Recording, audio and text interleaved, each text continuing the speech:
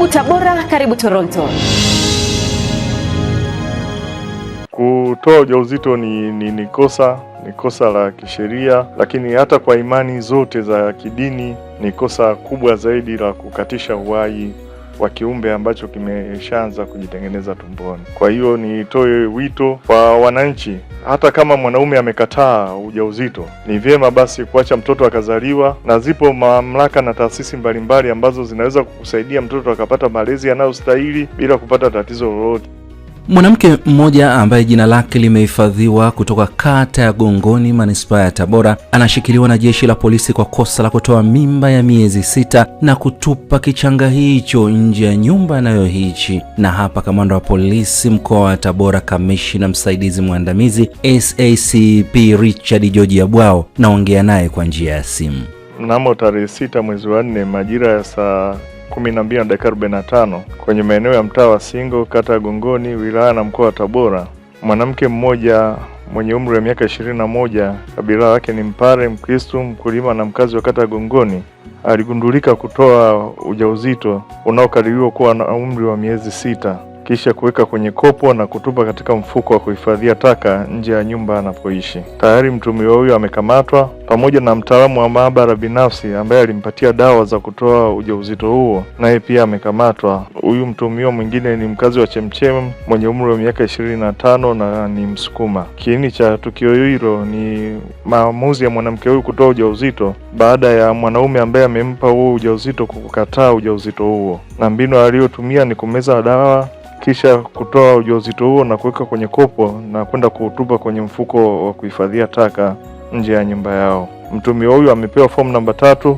na chini ya ulinzi wa polisi amepelekwa hospitali ya Kitete kwa ajili ya matibabu na uchunguzi zaidi wa wataalamu wetu wa afya.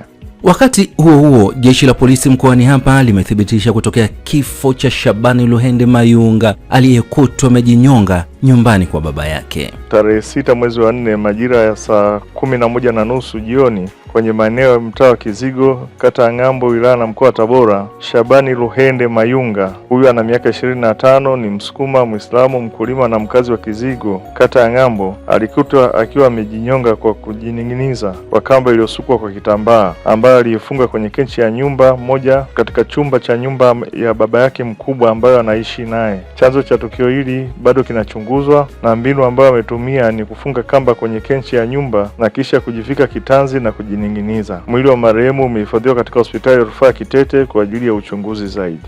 Kama haitoshi, Ngalawa Aidi ambaye kwa sasa ni marehemu amekutwa amejinyonga shambani kwake, kisa kikitajwa kuwa ni madeni makubwa ya ng'ombe yaliyokuwa yanamkabili.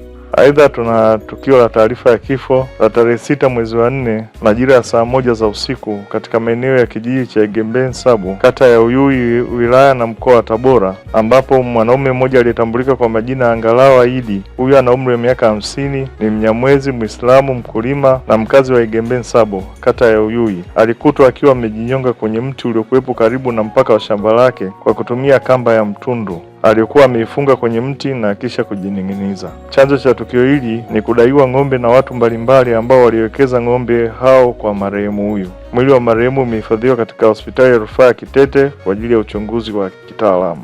Lakini wapo waliojaribu kujiua huko kata ya Cheo, manispaa ya Tabora, ambapo mwanamke mmoja kwa ujasiri mkubwa baada ya kugombana na mpenzi wake alikimbia jikoni na kuchukua kisu anachokitumia kurengeta nyama, vitunguu na nyanya na kujichoma tumboni hadi kuumwaga utumbo wake nje kwa maumivu makali. Ama hakika mapenzi yanauma.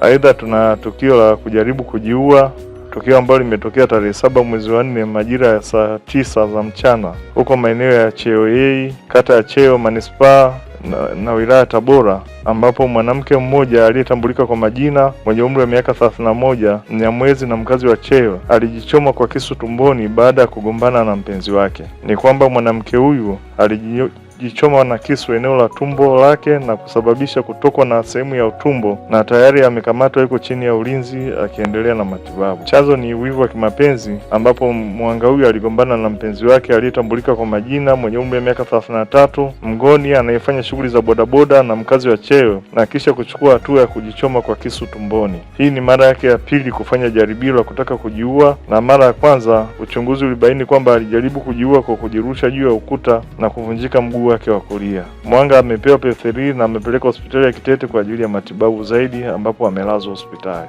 Nitoe wito kwa wananchi wa mkoa wa Tabora kuchukua tahadhari na kuto kuchukua maamuzi ya kikatili na maamuzi ambayo pengine ya kukata tamaa. Kunapokuwa na migogoro mbalimbali kwenye mahusiano, ni vyema wanafamilia hawa kuhusisha ndugu na kutafuta utatuzi, pengine kwa kutumia mamlaka za serikali, ustawi wa jamii na jeshi la polisi. Tunao dawati ambalo linashughulikia migogoro mbalimbali. Kwa hiyo kunapokuwa na migogoro ya kifamilia, ni vyema kuchukua hatua za kisheria badala ya kuchukua maamuzi ambayo yanakwenda kutengeneza madhara zaidi kwa wengine. Karibu Tabora, karibu Toronto.